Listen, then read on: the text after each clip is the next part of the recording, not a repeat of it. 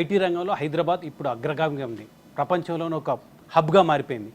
ఇప్పుడు ఏఐ టెక్నాలజీలో కూడా హైదరాబాద్ని అగ్రగామిగా తీర్చిదిద్దడానికి అత్యంత ప్రతిష్టాత్మకంగా తీసుకొని తెలంగాణ ప్రభుత్వం 200 ఎకరాలు కేటాయించి ప్రపంచంలోని ఏఐ టెక్నాలజీ ఎవరికి అందుబాటులో ఉందో వాళ్ళందరూ కూడా ఇక్కడ ఇన్వెస్ట్ చేయమని చెప్తున్నారు. దానికోసమే గ్లోబల్ సమ్మిట్ పేరుతో హైదరాబాద్లో ఒక భారీ కార్యక్రమం నిర్వహించారు. దానివల్ల ఎటువంటి ప్రయోజనాలు తెలంగాణకు జరుగుతాయి? మనతో మాట్లాడడానికి ఐటీ మినిస్టర్ శ్రీధర్ బాబు గారు ఉన్నారు. ఆయనతో మాట్లాడదాం. శ్రీధర్ బాబు గారు, ఏఐ టెక్నాలజీ ఆ లక్ష్యం ఏంటి? 200 ఎకరాలు కేటాయించమని చెప్తున్నారు.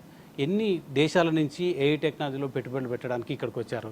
మీరు సక్సెస్ అయ్యారు ఈ 2 రోజుల పాటు జరిగిన ప్రోగ్రాంకి సంబంధించి? ఈరోజు ప్రపంచ స్థాయి ఆర్టిఫిషియల్ ఇంటెలిజెన్స్ సంబంధించి కృత్రిమ మేధస్సు ఈ సదస్సుకు సంబంధించి ఇక్కడ ఏర్పాటు చేయడానికి కారణం ప్రధానంగా ఆర్టిఫిషియల్ ఇంటెలిజెన్స్ ఈ టెక్నాలజీ పెద్ద ఎత్తున ప్రపంచవ్యాప్తంగా కూడా ప్రతి దేశంలో, ప్రతి రాష్ట్రంలో, ప్రతి వ్యక్తికి దీని ప్రభావం చూపెట్టబోతోంది. సో అలాంటి సందర్భాల్లో దీని గురించి అవగాహన పెంచడానికి ఒక పక్కన ప్రజల్లో మన తెలంగాణ రాష్ట్ర ప్రజానికానికి సంబంధించిన అవగాహన రావాలి.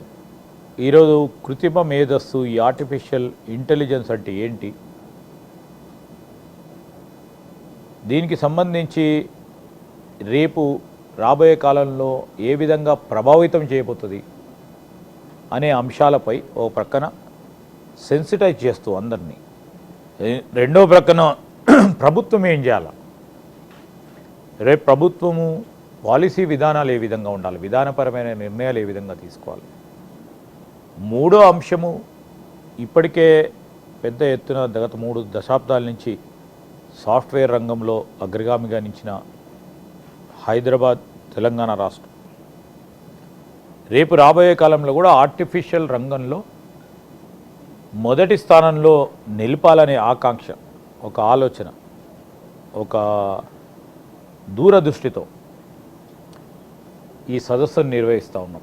దీంట్లో ప్రధానంగా వివిధ దేశాలకు సంబంధించిన అనేక మంది ప్రముఖులు రావటం, వారి అభిప్రాయాలు, వారి సూచనలు, రేపు ఏ విధంగా ఆర్టిఫిషియల్ ఇంటెలిజెన్స్ ఏ విధంగా ప్రభావితం చూపెడతాయి, దానికి సంబంధించి ఏ విధంగా దాన్ని మనము ఎంబ్రేస్ చేసుకోవచ్చు అనే అనేక మంది అనేక సూచనలు, సలహాలు, అడిగే ప్రశ్నలకు ప్రజల నుంచి కూడా స్టూడెంట్స్ వచ్చారు. పక్కన సమాజానికి సంబంధించిన కొంతమంది సామాజిక కార్యకర్తలు వచ్చారు, కార్పొరేట్ కంపెనీస్ వచ్చాయి, చిన్న స్థాయి, పెద్ద స్థాయి, అదేవిధంగా రీసెర్చ్ ఇన్స్టిట్యూట్స్ వచ్చాయి. వారికి సంబంధించిన అనేక సందేహాలకు సంబంధించి, అనేక ప్రశ్నలకు సంబంధించి అనేక మంది ప్రముఖులు, ఈ ఏఐ రంగానికి సంబంధించిన వారు ప్రపంచవ్యాప్తంగా వివిధ ఫీల్డ్స్లో అనుభవం ఉన్న వాళ్ళు వారు వచ్చారు. వారి అనుభవాలను, వారి ఎక్స్పర్టీస్ని వారి తెలియజేసే ప్రయత్నంలో ఈరోజు అనేక మందికి సంబంధించిన అనేక ప్రశ్నలకు కూడా సమాధానం రావటానికి ఒక అంశమైతే, ప్రభుత్వం వీరి సలహా సూచనలతో తీసుకొని విధానం ఏ విధంగా తయారు చేయాలి. ఈరోజు ఏఐ రంగం ఒక స్థాయి వారికే, ఒక క్లాస్కే, లేకుంటే పెట్టుబడిదారులకే, పారిశ్రామికవేత్తలకే, లేకుంటే కంపెనీస్కు సంబంధించిన అధినేతల వరకే పరిమితం కాకుండా ప్రతి ఒక్కరికి, సమాజంలో ఉన్న ప్రతి వ్యక్తికి ఏ విధంగా లాభం చేకూరబడుతుంది. అంటే మీరు ఈ ఏఐ టెక్నాలజీని ఏ విధంగా ఉందని చూస్తున్నారా, లేదా మౌలిక సదుపాయాలు ఆల్రెడీ కల్పించాం, వచ్చి ఇన్వెస్ట్ చేయండి, మేము తెలంగాణ ప్రభుత్వం ఏ విధంగా సహకరిస్తుందని చెప్తున్నారా? మౌలిక సదుపాయాల పరంగా ఇక్కడ ఐటీ ఏ విధంగానైతే పాతుకుపోయిందో, ఐటీ ఎగుమతుల్లో హైదరాబాదు అగ్రగామిగా ఏ విధంగా ఉందో, ఏఐ టెక్నాలజీలో కూడా మీరు మౌలిక సదుపాయాలు తెలంగాణ ప్రభుత్వం నుంచి ఏం కల్పించబోతున్నారు? ఏఐకి సంబంధించిన మౌలిక సదుపాయాల విషయంలోనే అసలు ప్రపంచానికి సంబంధించిన డిమాండ్ ఏంది, ప్రపంచాలకు సంబంధించిన దిగ్గజాలకు సంబంధించిన ఈరోజు శాస్త్రవేత్తలకు కానీ, ఈరోజు పరిశ్రమలకు సంబంధించి కానీ, ఏఐ కంపెనీకి సంబంధించి కానీ, మరి దానిపై ఆధారపడి ఉండి దాని పరంగానే నడిచే వారికి వారి అవసరాలు ఏ విధంగా ఉంటాయి ఇన్ టర్మ్స్ ఆఫ్ కంప్యూటింగ్. ఈరోజు ప్రాసెసింగ్ యూనిట్స్ ఏ విధంగా ఉండాలి, కంప్యూటర్స్ ఏ విధంగా ఉండాలి, దాంట్లో ఎంతవరకు శక్తి గల కంప్యూటర్స్ని పెట్టాలా, వాళ్ళకి కావాల్సిన ఏ రకమైన స్కిల్ ఉండాలి ఇక్కడ, ఇవన్నిటిని కూడా తెలుసుకునే ప్రయత్నం చేసి రేపటి నుంచి వీటి అన్నిటిని కూడా క్రోడీకరించి వారు చెప్పిన 10 అంశాలతో పాటు ఇంకా ఇతరుల నుంచి వచ్చే సమాచారాన్ని కూడా తెలియజేసుకొని మేము మొదలు పెడతాం దానికి ఒక ఈకో సిస్టమ్ క్రియేట్ చేయడానికి. చాలా కంపెనీలతో మాట్లాడుంటారు, మీకు డిఫరెంట్ ఒపీనియన్స్ కూడా చాలామంది నుంచి వచ్చినాయి.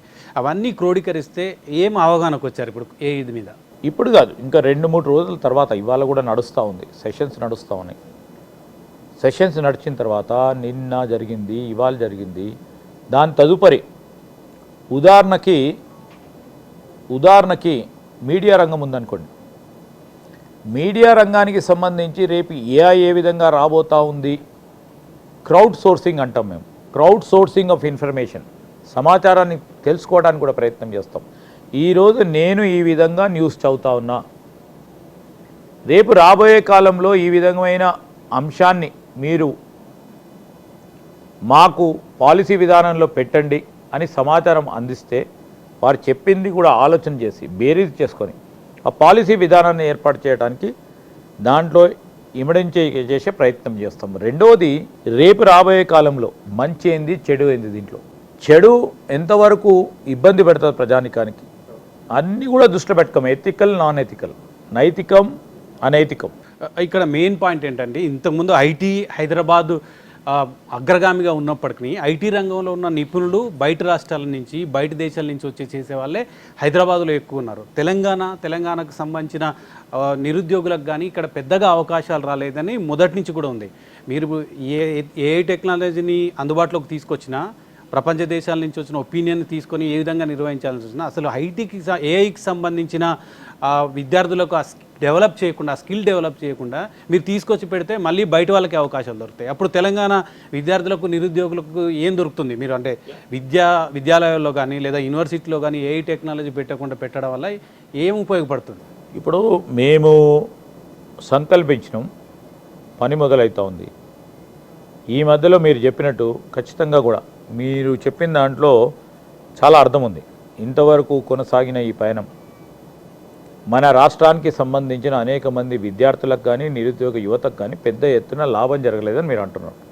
రేపు ఈ ఏఐ సాంకేతిక పరిజ్ఞానానికి సంబంధించి ఈరోజు మేము మొదలు పెడతా ఉన్న నైపుణ్యాలకు సంబంధించిన యూనివర్సిటీ, స్కిల్ యూనివర్సిటీ, ఆ స్కిల్ యూనివర్సిటీలో హై ఎండ్ ఇట్లాంటి టెక్నాలజీస్ పరంగా కూడా రీస్కిల్ చేయడానికి ఒక ఆలోచనకు మొదలుపెట్టినాం ఆల్రెడీ స్కిల్ యూనివర్సిటీలో. సో దీంట్లో ఏ విధంగా చేయాలి? ప్రపంచవ్యాప్తంగా ఈరోజు ఉదాహరణకి ఈ ఏఐ మీద ప్రావీణ్యత ఉన్న విశ్వవిద్యాలయాలకు సంబంధించిన కొలాబరేషన్ కూడా ఏర్పాటు చేయడానికి ఆలోచన చేస్తున్నాం. ఈరోజు జార్జియా టెక్కు సంబంధించి అట్లాంటా అతి ప్రఖ్యాతిగాంచిన యూనివర్సిటీ ప్రతినిధులు కాన్ఫరెన్స్కి వచ్చారు.